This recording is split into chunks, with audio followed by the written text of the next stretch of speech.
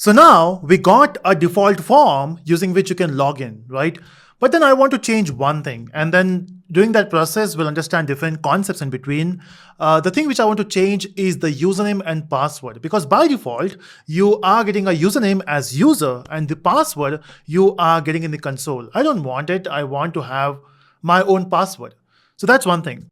But then there are certain things which you have to understand in between. First of all, who is handling the security part here? How exactly, when we are defining the controllers, someone else, that someone else is your page, the login page, is coming in between. How that is possible. Next, I want to talk about this session. So when you log in, I can access the same page multiple times. Not just same page. In the application, if you have multiple controllers, in this case, we only have one. But let's say if you have multiple controllers, do we have to log in for each request? Not exactly, because we have something called session behind the scene. How that session is getting created. And if I want to see the session ID, can I do that? So I want to check that as well. And then what if I don't want to use a login form? What if I want to do that from a Postman? Can I do that? So Postman, basically any REST client, can I do that? So let's try that everything in this video. So first thing, how that login form is coming there when I'm requesting for the home page. See, to understand this, let's go back to the basics of Spring Web. See, when you create controllers, so let's say we have this box here, this is your server, and the most important thing here is the controllers, right? So these are the controllers which you're calling. Now, let's say this is your home controller, this is your add controller, or this is your check balance controller. So let's say if you have a bank account and you want to check your balance. So we got multiple controllers here, right? And a client will send the request, right? So that's how the flow goes, right? So client sends request, response goes from the server to the client, right? Everything is good. Of course, the object here is the HTTP request object. This is HTTP response object, which we get from the server.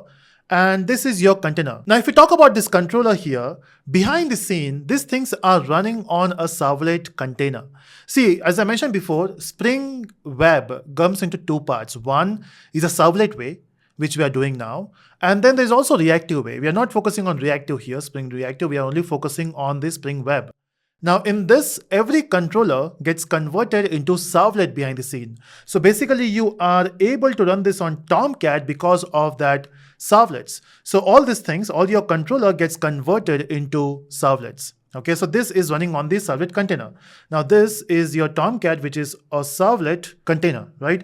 But then before the request goes to the controller, we got something here which is called your front controller. So this is your front controller, also called a dispatcher servlet. So every request from the client, when it goes to the controller which you created, it goes through the dispatcher servlet. But before it goes from the dispatcher servlet, there are more things there. By default, we don't invoke them, or even if they're there, they're just passing it. But we can customize it. So when you add Spring Security, we are calling those things. Those things are responsible. But what are those things? So those things are your filters. So there's a filter chain here. So I don't have horizontal space. I will do that in vertical. So basically what you have is you have something called a filter chain here. So request goes from the client to the filter first. This is your filter chain. And then from here, it goes to the front controller. And then from front controller, it interacts with different controllers here. Now, what is this filter chain?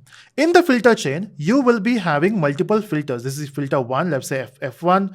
This is filter 2. This is filter 3. And I'm not saying that you'll be having all this filter by default. There might be few filters, there might be more filters. It depends upon how you configure your application. By default, there are certain filters. But then when you talk about Spring Security, it adds its own filter here, okay? So what it does is when the request goes from the client to the server, the Tomcat, it looks for the filter first. Do we have any filters? Now Spring Security says, yes, there are filters, multiple filters, not just one. Let's check what those filters are.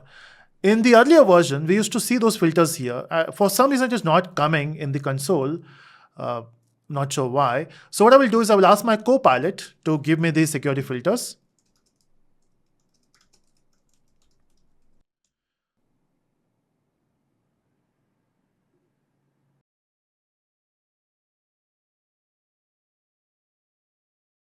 Okay, so you can see it is giving you a list of filters, 11 filters, but I think there are more filters which is not showing. So if you scroll down or if you scroll up, basically here, we got security context persistence filter, we got logout filter, we got username password authentication filter. Now this is what was working when we got the login form. So even if you are accessing for the home controller, it says, hold on, you are not logged in, so let me take care of it. So this filter comes into picture. Then we got login default page generator filter, page authentication filter, request cache aware filter. There are a lot of filter here, as you can see. But I think there are more which is not showing. So there are a lot of filters. Of course, you don't have to remember all because Spring Security will take care of it. But when you want to customize it, yes, you can customize those filters. Then you need to know those filters. And this filter, so F1, F2, which I'm showing here, these are those filters. By default, it applies some filters to you, and that's why it is giving you a login form. Now, behind the scene, how this filter works is it works in a chain format. So when your request goes to the server, it says, okay, let's execute F1. F1 can decide, F1 I can actually change data as well. Let's say if you want to add two numbers, 2 plus 5, it goes to the filter, it checks. Using filter, you can check, are those two numbers actually integers, or are there two numbers bigger than 5? So whatever filter, whatever condition you want to add, basically you can do that in the filter. You can change the request, you can change the response as well, because response goes in the same format. So if the request goes like this, the response goes like this, right? So it goes to the filter. So you can change the request, you can change the response, and whatever you want to do. But here we are not changing data, we are just checking if the user is logged in or not. So one of the filter here acts like a login filter. It says, hey, the user is not authenticated. Let's send the login form. Okay, but let's say if the user is logged in already, and by sending the session ID, they can basically check if the user is logged in. Yes, don't ask for the login page. Let's send the request. So that's how this filter works, and it uses something called chain, as I mentioned. So this filter will send request to F2, F2 will send it to F3, F3. So there's something called next filter or do filter chain. So it goes for the next filter. I hope now things are making sense. How exactly when you call a controller, the security part is getting activated is because of these filters. We have talked about a lot of things. Now let's go for the second point, which is the session ID. So when you say this session is getting generated, because if I relaunch this, and of course it will give you a new password. Okay, this is a new password. I will just copy this because I want to re-log in, and just refresh this. Just wanted to make sure I'm not logged in. And now I'll be saying user, and this is a password, sign in. Now I'm logged in, right? And it doesn't matter how many times I refresh, I can still see the same page. It's not like it is giving me the login page. But after logout, it will give the login page. What if you are changing your browser? So when you change your browser, you got a new instance, right? A new particular application. Even that will ask you for the login. Just to show you the proof, I'm opening my Chrome, localhost 8080, it is sending a request for the home page. Now the inspect element of Chrome is better than Safari. I've never tried on Safari, let's try on Chrome. So I will do the same thing again, same password, enter, I'm signed in. How do I check this session ID? You can check it from here, right? So you can just go back here and say inspect more tools and developer tools. Okay, so here, if I refresh once again, let's go back to the network tab. And here, if you can see, we got continue. So basically that's a query parameter they're sending, but not required. This is request for the home page. Okay, this is a request for the home page. I will click here. And if you see, there are certain things here. One of the thing is this session ID. If I click on this, you can see session ID. So this is a part of a cookie. And this is your session ID. So that number, the alphabetic numeric number, which you can see here, it's actually hexacode. That's your session ID. And every time you log in, it will change. Let me show you. So we'll just refresh this and now send the request for the logout. Yes, I'm sure. And if I go to logout, new session ID, or is it the same thing? Even I forgot what was session ID before. Doesn't matter. Let's create a new user and new login, sign in, and request for the localhost, because you can see we don't have question mark continue there. So it says localhost, and we got a new session ID there. If you can see, the number has changed, if you remember the old number. But what if I want to print this here in the response, just to see if the session ID is changing or not? You can do that from your code. So just go back here. Now, if I want to print this session ID, what I can do is I can just go back here and get the hold on the HTTP servlet request. So as I mentioned before, behind the scene, everything is servlet, right? Even the controllers are servlet. So it will have two objects, the request object, response object. They're called HTTP servlet request object and HTTP servlet response object. I just want a request now, don't want to play with the response one. So this is the HTTP servlet request object, which I got hold on. Now this request object has multiple methods, and just wanted to confirm.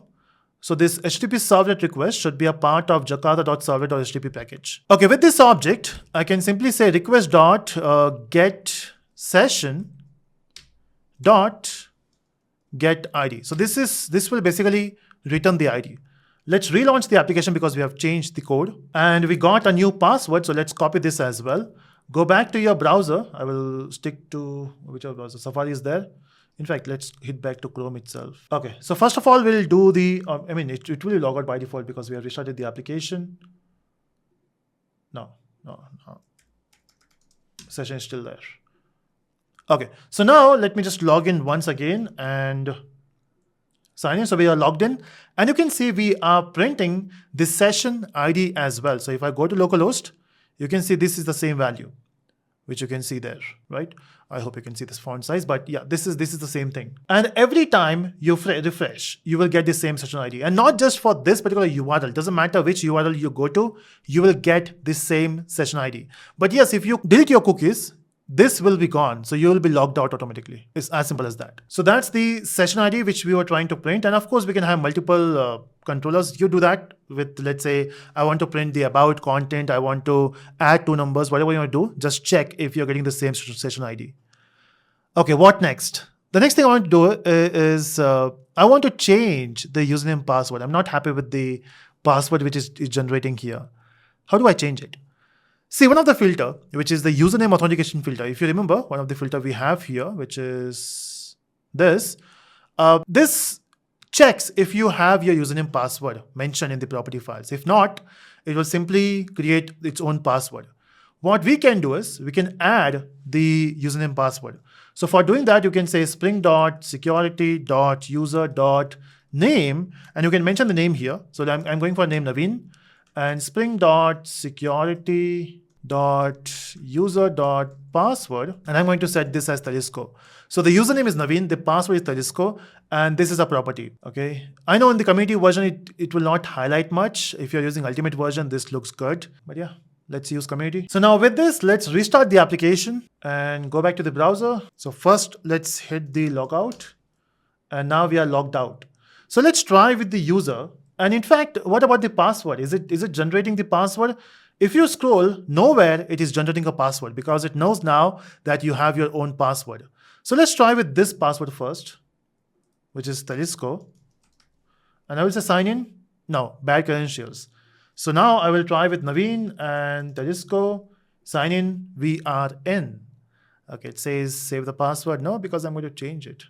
Okay, so now if you refresh, you're still logged in and you can access it multiple times. Is that good? Okay, so now you have your own username password. I know what you're thinking. What about different users, different username passwords? We'll do that in the upcoming videos. But yeah, at least we can change the username password. I want to do one final thing, which is logging in through the Postman or maybe any UI tool or any REST client tool. So I do have Postman in this machine, so I will just fire it. So that's Postman, used it for some other URL. This time I want to hit localhost :8080. This is the home page and send. Okay, so you can see we got an status code, which is 40401 unauthorized. That means you are not allowed here. You know why you're not allowed? Because you're not sending the username password. How do we send that? So if you can see, we have a tab here, which is authorization. And by default, there is no auth. We have to say, hey, I have a username password. And to do that, you will click on basic auth. There are multiple options here. We got jailability barrier token, multiple options. I will stick to basic auth now and let's explore others later.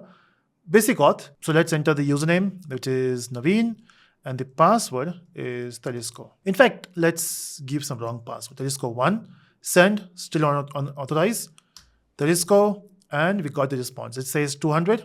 We are happy. And it generates a new session ID because a new login. So you can see this session ID is not matching with this. So different users, different session ID. Okay, looks good. So that's how basically you can change the username password. You can access it through the Postman. Now we understood also how filter works. We have seen that in the diagram here. Yeah, that's what I want to talk about in this particular video. And we'll talk about some certain more things. What if you want to not just sending a GET request, POST request? Will it work? Let's try that in the upcoming videos. Bye-bye.